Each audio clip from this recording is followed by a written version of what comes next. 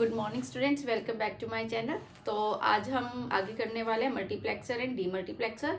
तो मल्टीप्लेक्सर होता क्या है? मल्टीप्लेक्सर क्या है हमारा, उसको मक्स भी बोलते हैं, इसको हम मक्स भी बोलते हैं शॉर्ट फॉर्म में। मल्टीप्लेक्सर होता क्या है? एक कॉम्बिनेशन सर्किट है, एक कॉम्बिनेशन सर्किट है। ठीक है, क्या है मल्टीप्लेक्सर? एक कॉम्बिनेशन सर्किट है जो क्या करता है, 2 n इनपुट लाइंस को सिलेक्ट करता है to give out one output. क्या देता है? ये वन आउटपुट देता है। ठीक है, काफी सारी इनपुट्स आती हैं और आउटपुट क्या देता है? ये वन आउटपुट देता है और काफी सारी इनपुट्स आती हैं। ठीक है, इनपुट लाइंस को क्या करता है? सिलेक्ट करता है। अब कौन सी इनपुट पे कैसी आउटपुट आएगी, ये किस पे डिपेंड करता है? ये सिलेक्शन डिपेंड करता है सिलेक्ट लाइंस पे। ये सिलेक्शन किस पे करता है? सिलेक्ट लाइंस पे। S0, S1, S2, S3 select lines होती हैं। ठीक है, सिलेक्ट लाइंस का मेन पर्पस क्या है? वो क्या करता है, जो भी इनपुट है कि कौन सी इनपुट, कौन सी लाइन की इनपुट हमें लेनी है जो हमें क्या दे? आउटपुट दे। ठीक है, फॉर एग्जाम्पल ये तो हमारे पास हो गया, सपोज 2n 1, और यहाँ पे क्या होगा? n सिलेक्ट लाइंस होंगी। क्या होगी? n सिलेक्ट लाइंस होगी।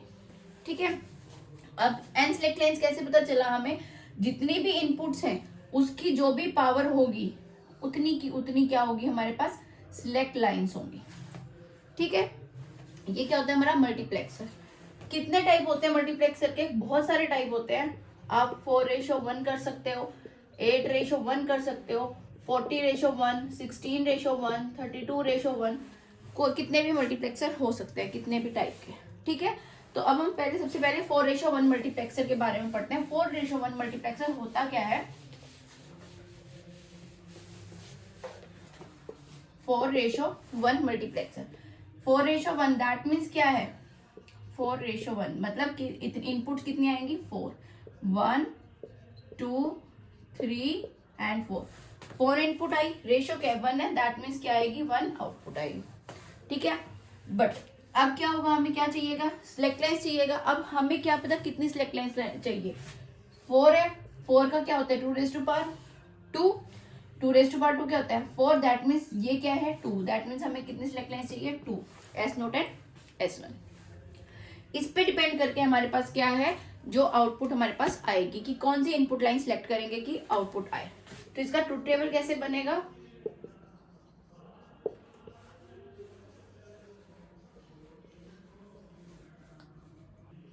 ठीक है, तो इसमें क्या है हमारे पास? 2 सिलेक्ट लाइंस है, मतलब जो डाटा इनपुट्स है वो किससे होएगा? सिलेक्ट लाइन से, S0 एंड S1। ठीक है, और क्या आएगी हमारे पास? आउटपुट आएगी, दैट इज 1। ठीक है, तो जब दो इनपुट्स होती हैं तो कितने केसेस बनते हैं? 4 कंडीशंस बनती है। कौन कौन सी? 0 0 0 1 1 0 एंड 1 1। ठीक है, अब ये देखना है कि आउटपुट कैसे आएगी। जब 0 0, जब ये S0 और S1 क्या होंगे? 0 0 होगा तो हमारी कौन सी इनपुट सिलेक्ट होगी? I1, तो आउटपुट क्या आएगी हमारी? I1। ठीक है, जब 0 1 होगी, जब यहाँ पे 0 1 होगा तो कौन सी सिलेक्ट होगी? I2, तो आउटपुट क्या आएगी मेरे पास? I2। जब 1 0 होगी तो I3 सिलेक्ट होगी, आउटपुट क्या आ जाएगी? I3। और जब 1 1 होगी तो I4 सिलेक्ट होगी, आउटपुट क्या आएगी? I। ठीक है, क्लियर? समझ आया कैसे इनपुट लेनी है, कैसे आउटपुट आती है? ठीक है, अब ये तो एक पिछली प्रीवियस जो वीडियोस में मैंने आपको बात आई थी। क्या सबसे पहले आपको कुछ भी एक्सप्लेन करने को आ जाए, मल्टीप्लेक्सर आ जाए, मल्टीप्लेक्सर होता क्या है उसको डिफाइन करो, जनरल बता दो, n:1 कैसे बनता है। ठीक है, उसमें क्या होता है? 2n ratio 1। तो ये n क्या होगा हमारे पास? सिलेक्ट लाइंस हो जाती हैं। ठीक है, 1 आउटपुट होती है, 2n क्या होते हैं हमारे पास? इनपुट्स होते हैं। ठीक है, ये आ जाए, इसको एक्सप्लेन कर दो कि कितनी इनपुट है, कितनी आउटपुट आएंगी, कैसे सिलेक्ट लाइंस ली जाती हैं। ठीक है, उसके बाद आपको ये बताना है, सबसे पहला चीज डेफिनेशन डिफाइन कर दिया। सेकंड आपने क्या बताना है? उसका ब्लॉक डायग्राम, जो कि क्या है? ये है। थर्ड आपने क्या बताना है? उसका ट्रूथ टेबल। ठीक है, ट्रूथ टेबल क्या बन गया? ये। फोर्थ क्या बताना है आपको? उसका एक्सप्रेशन या इक्वेशन। इक्वेशन किससे बनेगी? ट्रूथ टेबल से। कैसे बनेगी आओ देखते हैं। क्या हो रहा है हमारे पास? इक्वेशन, आउटपुट चाहिए हमें। आउटपुट क्या है हमारी? y आउटपुट है। ठीक है, y आउटपुट है, क्या आएगा? सबसे पहले आउटपुट क्या है? 1, I1। इसकी कॉरेस्पॉन्डेंस वैल्यूज क्या आ रही है? 0 0 प्लस क्या है I2, इसके कॉरस्पॉन्डेंस वैल्यू क्या आ रही है 0 1। नेक्स्ट क्या है I3, इसकी कॉरस्पॉन्डेंस वैल्यू क्या आ रही है 1 0। फिर क्या आ रहा है I4, उसकी कॉरस्पॉन्डेंस क्या वैल्यू आ रही है 1 and 1। ठीक है, लिख लो इसको I1 S1 S0 plus I2 S1 S0 plus I3 S1 S0 plus I4 S1 S0। यही इनपुट सी। ठीक है, तो अब कौन सी फॉर्म है ये, एसओपी फॉर्म है। एसओपी में हम जीरो को क्या लेते हैं, बार वाली लेते हैं, तो जीरो के जहां जहां पे भी जीरो है वहां पे क्या ले लो, बार ले लो, और दूसरी को वन वाली को सिंपल ले लो। ये हमारे पास क्या बन गई, इसकी एक्सप्रेशन बन गया, लॉजिकल एक्सप्रेशन या इक्वेशन भी बोल सकते हैं। ठीक है, बुलियन एक्सप्रेशन या लॉजिकल इक्वेशन। ठीक है, ट्रूथ टेबल बन गया, एक्सप्रेशन बन गया। नेक्स्ट क्या आता है हमारे पास, लॉजिकल सर्किट। कोई भी चीज आएगा तो आएगा ही, देखो इनकोडर भी आ सकता है, डिकोडर भी आ सकता है, मक्स डीमक्स, चारों में से कोई भी आपको एक्सप्लेन करने को आ सकता है। आपने बस और बस ये 5 चीजें 6 चीजें हर चीज में एक्सप्लेन करनी है, हर उसमें आपको इसकी हेडिंग बनानी है, और उसके बाद उसका सारा अच्छे से साफ सुथरा डायग्राम, ट्रूथ टेबल, एक्सप्रेशन सब कुछ बनाना है। ठीक है, फिफ्थ है लॉजिक सर्किट। लॉजिकल सर्किट कैसे बनेगा, हमारे पास इनपुट्स क्या आ रही थी I1 I3 I4। ठीक है, सिलेक्ट लाइन्स थी S1 एंड S0। ठीक है, सबसे पहले देखो एंड, इसमें भी एंड, इसमें भी एंड, इसमें भी एंड, 4 एंड लगेंगे, 1 एंड, 2 एंड, 3 एंड 4 एंड। ठीक है, अब ये देखो फर्स्ट क्या है I1 S1 नोट, मतलब बाहर वाली भी आ रही है, तो इसमें ऊपर से ही बना देंगे।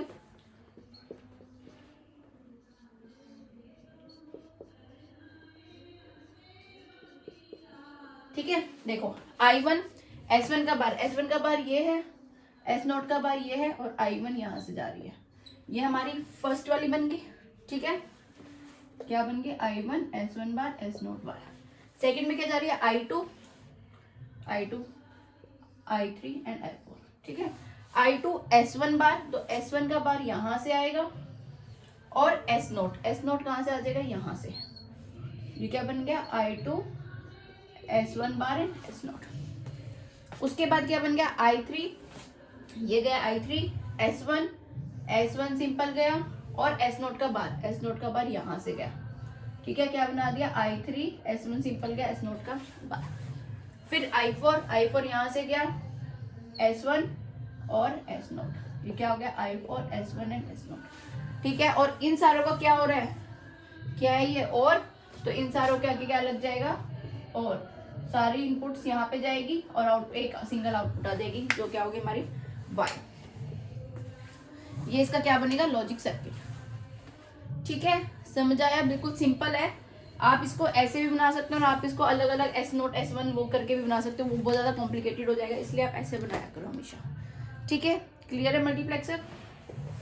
ऐसे ही अगर मल्टीप्लेक्सर आ जाए आपके पास 8:1 वाला, ठीक है, 8:1 में क्या करोगे,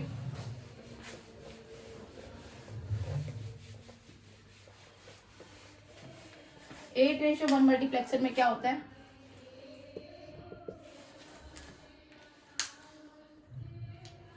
एट रेशो वन में कितनी इनपुट्स जाएंगी, मतलब क्या है ये 2⁻³ है। ठीक है, मतलब एक आउटपुट आएगी, और इनपुट कितनी जाएगी, 8 इनपुट जाएंगी, I1 2 3 4 5 6 7 8।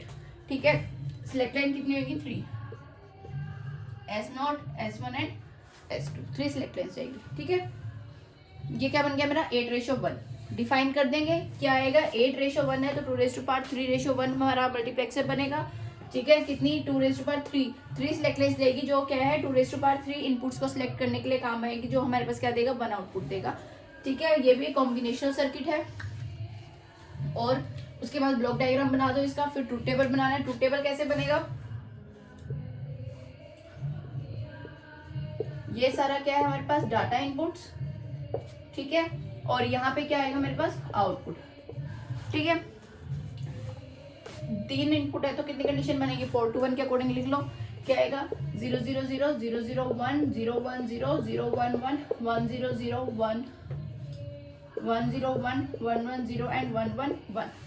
ठीक है, जब 0 0 होगा तो कौन सी सिलेक्ट होगी? I1, then I2, then I3, I4, I5, I6, I7 and I8। Simple expression बना दो, क्या बनेगा? I1 S2 S1 S0 तीनों का बार, ठीक है, I2 I3 I4 and so on. ये पूरा एक्सप्रेशन बन जाएगा और उसके बाद इसका लॉजिक सर्किट बनाना है। ठीक है, क्लियर है?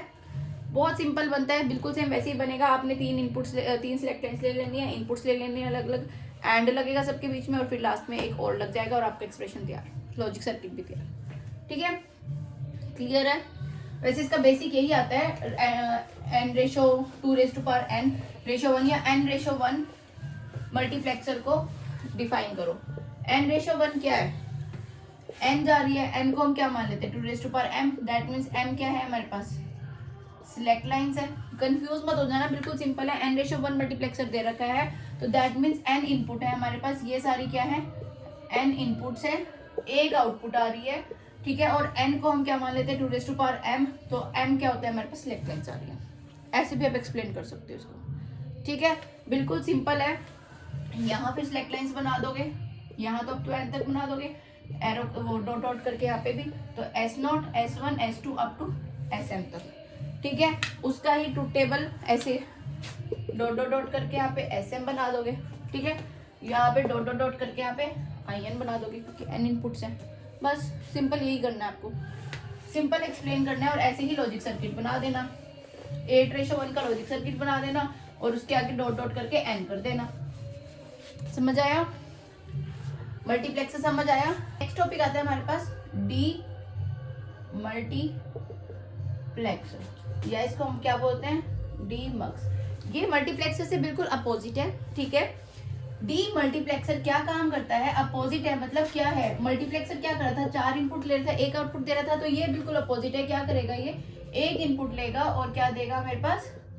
नंबर ऑफ आउटपुट्स देगा। ठीक है, फॉर एग्जाम्पल अगर मैं 1 रेशो n लेती हूँ, ठीक है, तो 1 इनपुट लेगा और क्या लेगा? n output. सॉरी, क्या देगा? n आउटपुट देगा। अब मैं n को क्या लिख सकती हूँ? 2m लिख सकती हूँ। ठीक है, तो m मेरे पास क्या होगी? Select line. जैसे हम मल्टीप्लेक्सर में कर रहे थे वैसे ही हम इसमें करेंगे।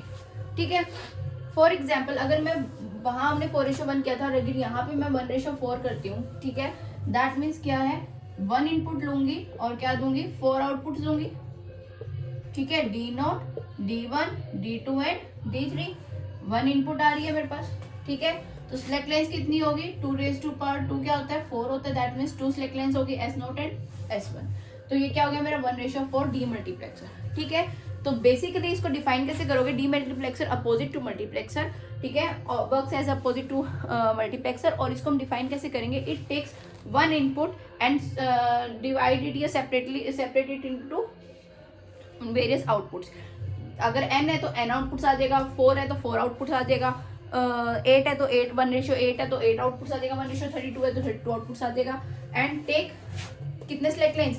जितने भी 2n में होता है उतने हम क्या लेते हैं? सिलेक्ट लाइन्स लेते हैं। एक्सप्लेन कर दोगे, डिफाइन कर दोगे, फिर आपका ये ब्लॉक डायग्राम आ जाएगा। ब्लॉक डायग्राम के बाद आपका क्या आएगा? Truth table. ट्रूथ टेबल कैसे बनाओगे आप? इनपुट ले लो, इनपुट क्या है? S1 एंड S0, क्योंकि यही सिलेक्ट करके आउटपुट देंगी। आउटपुट क्या है आपके पास? D0, D1, 4 आउटपुट आ रही है, 4 आउटपुट लिख ली। ठीक है, सबसे पहले जब हमारे पास इनपुट आएगी ये क्या होगी? सिलेक्ट लाइन्स क्या होंगी? 0 0 होंगी, तो आउटपुट क्या सिलेक्ट होगी? D1 सिलेक्ट होगी, बाकी सारी क्या हो जाएंगी? 0। ठीक है, जब मेरे पास 0 1 होगा तब मेरे पास D1 सिलेक्ट होगी, बाकी सारी क्या हो जाएगी? 0। जब 1 0 होगा तो D2 सिलेक्ट होगी, बाकी सारी क्या हो जाएगी? 0। और जब 1 1 होगा तो बाकी सारी 0 होगी, सिर्फ कौन सी सिलेक्ट होगी? मेरी D3 सिलेक्ट होगी। ये इसका क्या बन गया? मेरा ट्रूथ टेबल। ठीक है, first definition, then block diagram, then truth table. Truth table के बाद क्या आती है मेरे पास? इक्वेशन। इक्वेशन कैसे बनाऊंगी मैं? इक्वेशन किस किस की बनेगी? आउटपुट कितनी है? 4 है, तो 4 की इक्वेशन बन जाएगी, D0, D1, D2 and D3। D0 की इक्वेशन क्या बनेगी? D0 पे 1 कहाँ है? क्या बनेगी? S0 S1 का बार। D1 की क्या बनेगी, S1 S0, ठीक है। D1 की क्या बनेगी, S1 का बार और S0। D2 की क्या बनेगी, S1 और S0 का बार, और D3 की क्या बनेगी, दोनों S0 एंड S1, ठीक है। इसके बाद इसका क्या बनाएंगे हम, लॉजिक सर्किट।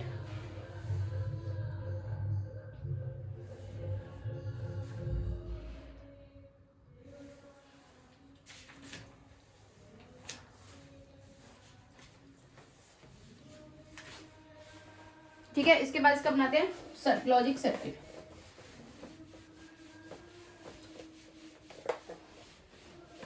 अब लॉजिक सर्किट में हमारे पास एक्सप्रेशन आ गया, एक्सप्रेशन के अकॉर्डिंग हम लॉजिक सर्किट बनाते हैं, ठीक है। लॉजिकल सर्किट डायग्राम क्या आ रही है हमारे पास, एक तो इनपुट आ रही थी जो सब में ही जाएगी, ठीक है। तो इनपुट तो लिख ही लो, इनपुट आ रही थी सब में, इनपुट मैंने लिखी नहीं, इनपुट तो सब में ऐसी एक ही आ रही थी, ठीक है। तो सिलेक्ट लाइंस पे डिपेंड करेगा कि वो कौन सी आउटपुट देगा। क्या है सिलेक्ट लाइंस, हमारे पास दो सिलेक्ट लाइंस है, ठीक है। एक जा रही है नोट होके और एक जाएगी सिंपल। सबसे पहले क्या आ रहा है, डी नोट, आई जा रहा है, S1 का बाहर जा रहा है, S0 का बाहर जा रहा है, ये सारा को क्या हो रहा है, एंड हो रहा है। तो आउटपुट मेरे पास क्या आ गई, डी नोट, ये एक आउटपुट आ गई, ठीक है। सेकेंड है D1, आई जा रही है, S1 का बाहर जा रहा है और S0 एज इट इज जा रहा है, तो ये क्या आ गया मेरे पास, D1, ठीक है। अब इसमें देखो ये सारे आउटपुट्स अलग अलग है, तो इसमें और नहीं लगेगा, और गेट नहीं लगेगा, एंड लग के ही एक काम हो जाएगा इसका, I D gate, S1 as it is, S0 का बार, ये क्या हो गया, D2। उसके बाद है D3, I as it is, S1 और ये S0, ये क्या है, D3 की आउटपुट। ये सारी अलग अलग आउटपुट्स आ गई। ये मेरा किसका लॉजिक सर्किट, डीमल्टीप्लेक्सर का, ठीक है। ऐसे ही अगर आपको 8:1 का बनाना है, 1:8 का बनाना है, दैट मीन्स एक इनपुट जाएगी और कितनी आउटपुट आएगी, D0 से लेके D7 तक। और सिलेक्ट लाइंस कितनी जाएगी, 8 क्या होता है, 2⁻3, दैट मीन्स 3 सिलेक्ट लाइन जाएगी, S0, S1 and S2। Clear, ऐसे हमारा 1:8 डीमल्टीप्लेक्सर बनेगा, ठीक है। क्लियर हुआ। नेक्स्ट टॉपिक पे जाए। आपके पास ज्यादा डीप में नहीं है मल्टीप्लेक्सर एंड डीमल्टीप्लेक्सर, अगर और करना होगा तो बता देना। वैसे आपके पास इतना ज्यादा डीप में नहीं है, सिर्फ इतना ही है, और यही आता है, मर्क्स से आता है ज्यादातर, ठीक है। नेक्स्ट टॉपिक आता है हमारे पास कंपैरेटर्स, ठीक है। इसमें से क्वेश्चन मोस्टली पूछा ही जाता है, ठीक है। 4 मार्क्स का आ जाता है, कई बार 5 मार्क्स का आ जाता है, ये आ ही जाता है। कंपैरेटर्स तो बहुत बहुत इंपॉर्टेंट क्वेश्चन है। कंपैरेटर होता क्या है, बेसिकली कंपैरेटर क्या है, आपको नाम से पता चल रहा है, कंपैरेटर, कंपेयर करना, ठीक है। जैसे दो नंबर्स को क्या करना, कंपेयर करना। इसमें क्या होता है, इसको हम फुल बोलते हैं मैग्नीट्यूड कंपैरेटर। ये क्या होता है, हमारे पास वेरियस टाइप्स में होता है, 1 bit magnitude, 2 bit magnitude and 4 bit magnitude comparator, ठीक है। आपके सिलेबस में ज्यादा नहीं है, थोड़ा सा ही है, तो इसलिए मैं सिर्फ ओवरव्यू दे देती हूँ कि कंपैरेटर होता क्या है। कंपैरेटर क्या है, वो जो दो इनपुट्स को कंपेयर करे, दो नंबर, दो बिट्स को कंपेयर करता है, वेदर कि वो इक्वल है, लेस है या फिर ग्रेटर है, ठीक है। ये क्या है, हमारे पास कंपैरेटर का काम होता है। फॉर एग्जाम्पल, अगर मेरे पास 2 बिट का लेती हूँ A एंड B, ठीक है। दो इनपुट्स ली मैंने, क्या कंडीशंस बनेंगी, 4 कंडीशंस बनेंगी, ठीक है। ये मेरे पास क्या थी, इनपुट थी, ठीक है। 2 बिट मैग्नीट्यूड का बता रही हूँ अभी, ठीक है। सॉरी 1 बिट का, 1 बिट का ये है, 1 बिट का ये है, ठीक है। तो हमारे पास आउटपुट्स क्या आएंगी, आउटपुट्स या तो ये लेस होंगी, या ये ग्रेटर होंगी, या ये क्या होंगी, इक्वल होंगी, ठीक है। तो मेरे पास दो इनपुट आई, 0 एंड 0। अब ये क्या है, 0 0, दोनों इक्वल है, दैट मीन्स इक्वल वाले आउटपुट 1 हो जाएगी, बाकी सारी क्या हो जाएंगी, 0। अब 0 एंड 1, तो अब B ग्रेटर है ना, B ग्रेटर है, तो एक तो हो सकता है हमारे पास कि A ग्रेटर हो, एक हो सकता है B ग्रेटर हो, और A हो सकता है दोनों इक्वल हो, ठीक है। तो तो बी ग्रेटर है तो वो वाली 1 हो जाएगी, बाकी सारी क्या हो जाएंगी 0। ऐसे ही 1 0, दैट मीन्स 1 ग्रेटर है, बाकी सारी क्या है 0। इक्वल तो है ही नहीं क्योंकि ग्रेटर में आ रहा है। और 1 1 है तो दैट मीन्स वो इक्वल है, बाकी सारी क्या आ जाएंगी 0। क्लियर। अब आपने इसका ब्लॉक डायग्राम बना देना, सबसे पहले इसको डिफाइन कर देना है। कंपैरेटर क्या है, जो क्या करता है इनपुट्स को कंपेयर करता है, बिट्स के इनपुट्स को कंपेयर करता है और उसके कॉरस्पॉन्डेंस हमारे पास आउटपुट देता है, वेदर लेस ग्रेटर और इक्वल। ठीक है, उसके बाद ब्लॉक डायग्राम आ जाएगा। ये ए गया हमारा, ये बी गया, ये हमारे पास 3 इनपुट आ जाएगी, लेस ग्रेटर और इक्वल। ठीक है, ये हमारा क्या हो जाएगा 1 बिट मैग्नीट्यूड कंपैरेटर। ठीक है, उसके बाद ट्रुथ टेबल बनाएंगे हम, ये हमारा ट्रुथ टेबल बनेगा। ट्रुथ टेबल बनाने के बाद हम इसमें क्या बनाते हैं इक्वेशन। आउटपुट कितनी है हमारे पास, एक बन रही है ग्रेटर के लिए, एक बन रही है लेस के लिए या इक्वल के लिए लगा लो। ठीक है, और एक बन रही है हमारे पास एल के लिए, मतलब लेस के लिए। अब जी के लिए, ग्रेटर के लिए देखो कहाँ पे बना रहा है, सिर्फ ये बना रहा है, उसके लिए क्या बन रहा है ए बी, और ए क्या है मेरा 0 है तो ए पे क्या आ जाएगा 12। ठीक है, ऐसे ही ई के लिए, इक्वल के लिए 1 कहाँ आ रहा है मेरे पास, यहाँ पे भी आ रहा है और यहाँ पे भी आ रहा है, इसकी कॉरस्पॉन्डेंस वैल्यू है ये। तो 0 0 है दैट मीन्स 12 लगेगा, 1 1 है तो सिंपल। अब ये किसका होता है, कौन से गेट का बताया था, ये बताया था ना कौन सा गेट होता है ये एक्सोर का अपोजिट। अगर मैं एक्सोर का बार कर दूं तो वो क्या बनाता है मेरे पास एक्सनोर बनाता है। ठीक है, तो ये कौन सा गेट आ गया एक्सनोर। ठीक है, अब है लेस देन में कहाँ पे बना है यहाँ पे, मतलब ए और बी का। ठीक है, तो ये हमारे पास क्या बन गई एक्सप्रेशंस बन गए। अब अगर आपको जनरल, ये तो 1 बिट के लिए था, अगर आपको जनरल करना हो तो आप जनरली इसको ऐसे एक्सप्लेन करेंगे, यहाँ पे क्या लगा देंगे आई फॉर आई, 2 भी हो सकता है 3 भी हो सकता है। ठीक है, तो उसके लिए कर सकते हैं। ठीक है, अब मैं बनाती हूँ इसका, क्या बनाना है, लास्ट क्या होता है मेरे पास लॉजिक सर्किट। ठीक है, और कंपैरेटर भी क्या है मेरे पास कॉम्बिनेशनल सर्किट है। कॉम्बिनेशनल सर्किट क्या होता है, अभी हम कॉम्बिनेशनल सर्किट ही पढ़ रहे हैं सारे। कॉम्बिनेशनल सर्किट होता क्या है, जो हम इनपुट दे रहे हैं उसी पे डिपेंड करके हमें आउटपुट देगा, जो इनपुट है उसी पे डिपेंड करके आउटपुट दे रहा है। इसमें कोई मेमोरी नहीं होती, ये कोई हमारे पास स्टोरेज का कोई चक्कर नहीं है इसमें। ठीक है, प्रीवियस पे कोई ये डिपेंड नहीं करता। ये किस पे करते हैं, जो इंस्टेंट ऑफ टाइम पे हमारे पास क्या आ रही है इनपुट्स आ रही है उसी के अकॉर्डिंग ये क्या देता है आउटपुट देता है। ठीक है, अब अगर लॉजिकल सर्किट बनाना है इनपुट्स क्या आ रही थी ए एंड बी। ठीक है,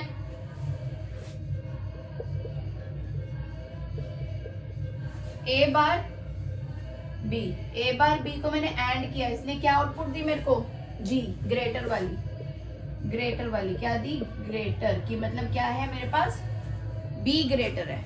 ठीक है, उसके बाद क्या है, अगर मैं ए बार बी बार, ठीक है, इनका एंड करती हूँ और ए और बी का एंड करती हूँ, ए बी का एंड किया, ए बार बी बार का एंड किया और इन दोनों के बीच में क्या कर दिया मैंने, इन दोनों को और कर दिया, तो मेरे पास कौन सी आएगी इक्वल की आएगी, that is A equals to B.